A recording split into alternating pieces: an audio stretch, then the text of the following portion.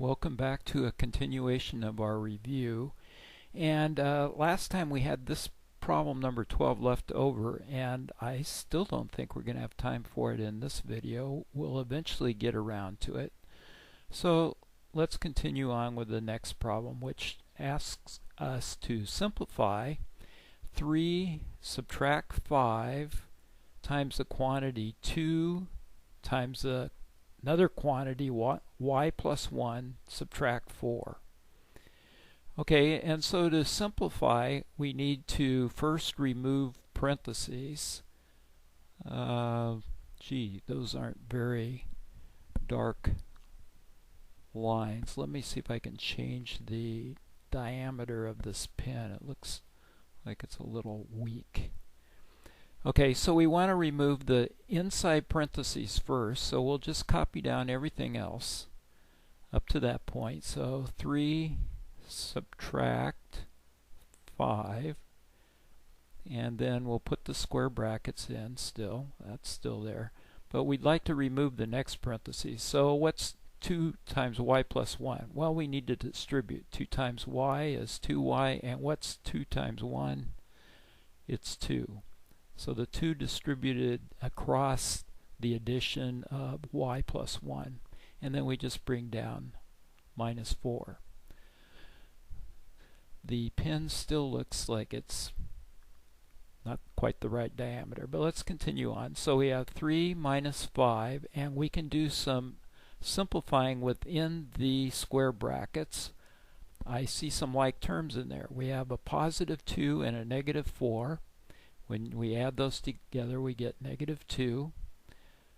So now let's change what we have inside of the square brackets to, let me bring down this 5, to it's a subtraction now. Let's change it to an addition. You don't have to do this, but I think it'll be helpful on this problem.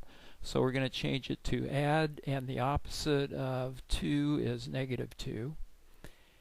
And it might be easier to do our distributing if we have an addition in there, because that's our next step.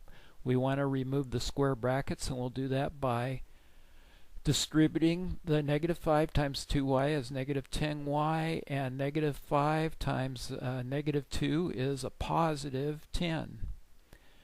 Okay, let's write the negative 10y first and combine our like terms, and the 3 and 10 are like terms. We can combine those. 3 plus 10 is 13. Next problem says to list all rational numbers. So we want to list all rational numbers, as I'm changing my pen color here.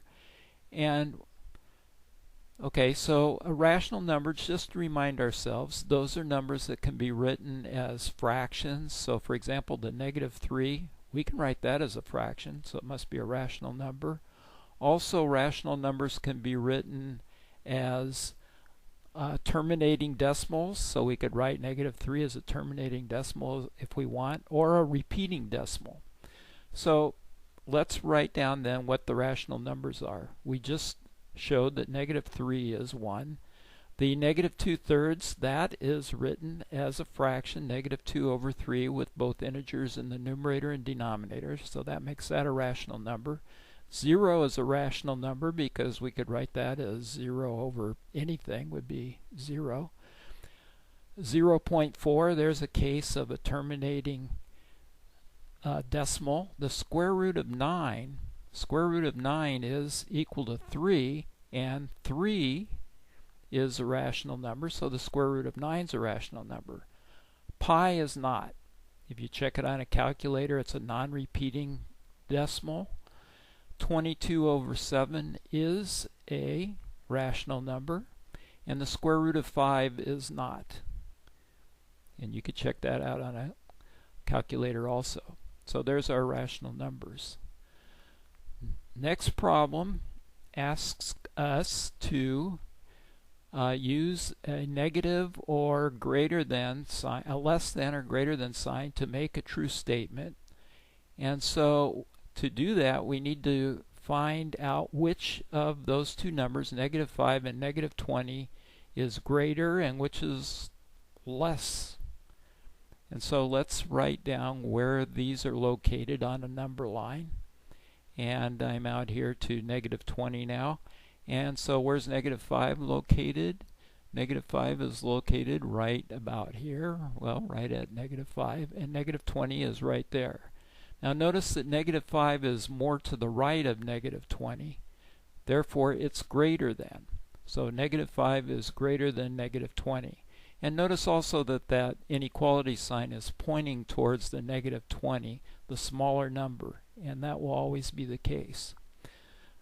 The next problem is to find the absolute value of negative 3.8, and absolute value means the distance from 0 to the number negative 3.8.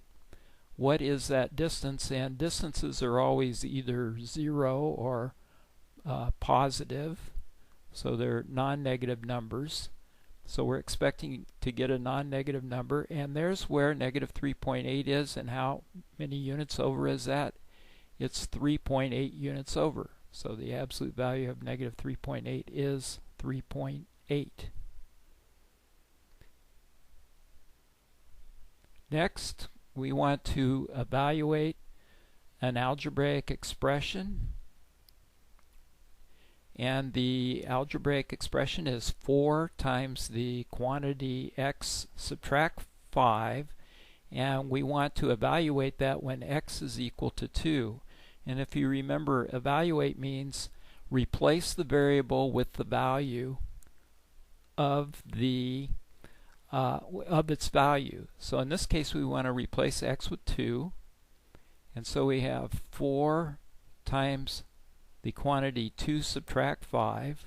We replace x with 2, and 2 subtract 5 is the same as 2 plus negative 5, which is negative 3. And then we're going to just multiply 4 times negative 3. The factors have different signs, so we get a negative 12 for our answer. We also want to evaluate this next problem.